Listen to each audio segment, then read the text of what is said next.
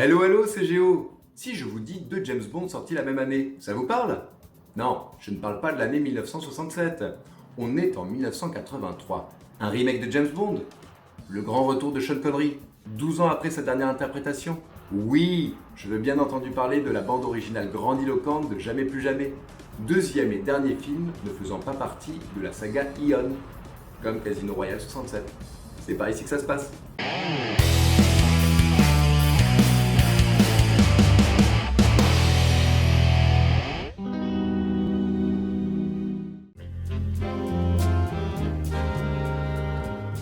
Un peu d'histoire. 1958. J'étais pas née. Et oui, Flèche, on revient pas mal de temps en arrière. Ian Fleming, rencontrant un beau succès avec ses romans, souhaite adapter les aventures de son personnage au cinéma. Pour ce faire, il va collaborer avec son ami Ivar Bryce, avec le réalisateur-producteur Kevin McClory et avec le scénariste Jack Whittingham. Le tout pour écrire un scénario original béton et pour se lancer dans la pré-production du tout premier film des aventures de James Bond. Tout cela après avoir fondé ensemble Xanadu Productions. Mais finalement, ne trouvant pas de réalisateur pour tourner leur projet, Fleming décide de transformer le script en roman et publie en 1961 Thunderball, sans concerter ses associés. C'est pas très cool ça, monsieur Fleming. Non, en effet, et il le regrettera, parce que Whittingham et McClory le poursuivront en justice et gagneront le procès en 1963. Les droits sur toutes les moutures du scénario appartiendront alors à McClory. On connaît la suite, un accord est trouvé entre Eon Productions, qui a produit les 3 précédents films de Bond, et Kevin McClory pour sortir le 4e opus, Opération Tonnerre. Bien des années plus tard, McClory ne souhaitant pas en rester là, convainc Sean Connery de rempiler pour un nouvel opus, en lui accordant notamment le statut de coproducteur ainsi qu'un contrôle complet sur le scénario. Ce dernier accepte et le voilà de retour en 007 dans Never Say Never Again, un titre trouvé par l'épouse de Sean Connery, Micheline Roquebrune, car ce dernier a très longtemps dit « Je ne rejouerai jamais ce rôle-là ». Il ne faut jamais dire jamais. C'est ça. Nous voici donc pour la deuxième fois depuis les années 66-67 dans une deuxième bataille des Bonds.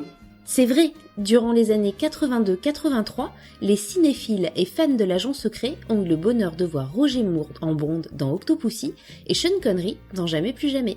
Et à noter que Sean joue un Bond vieillissant sorti de la retraite, alors qu'il est plus jeune que Roger de près de 3 ans. Comme pour Casino Royale 67, la production va être interdite d'utiliser le James Bond theme. Elle va donc devoir se démarquer en trouvant des moyens pour mettre en valeur l'action et les personnages. Pourtant, au départ, la musique ne semble pas être la priorité. Le producteur, Jack Schwartzman, le réalisateur Irving Kershner, qui a notamment réalisé L'Empire contre-attaque, et la star coproductrice Sean Connery, ne seront impliqués dans le choix du compositeur qu'à partir du printemps 1983. Des personnalités comme le jeune James Horner ou encore John Barry ont été approchés, mais pour diverses raisons, cela ne donnera pas suite.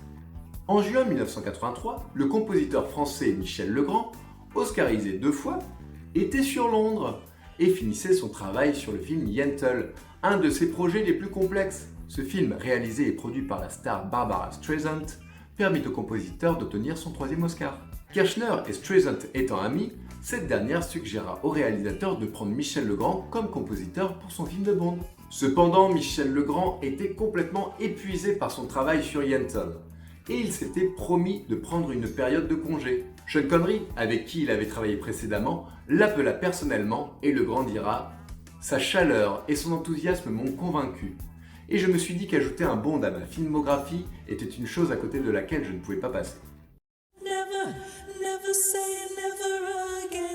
Pour le thème principal du film, Michel Legrand compose une chanson pop sensuelle. Pour le coup, ce morceau sort pas mal du lot comparé au reste de la bande originale. Mis à part quelques cuivres et les cordes pour donner plus de puissance à l'introduction, les instruments y sont relativement modernes.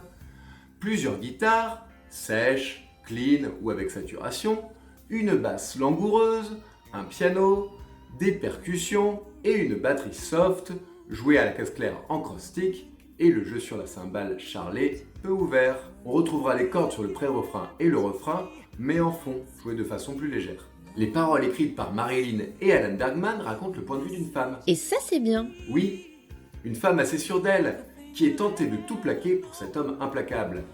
Mais même si c'est un jeu dangereux, Elle pense pouvoir faire ployer l'agent secret. Ne jamais dire jamais, hein Géo? Eh oui, en effet.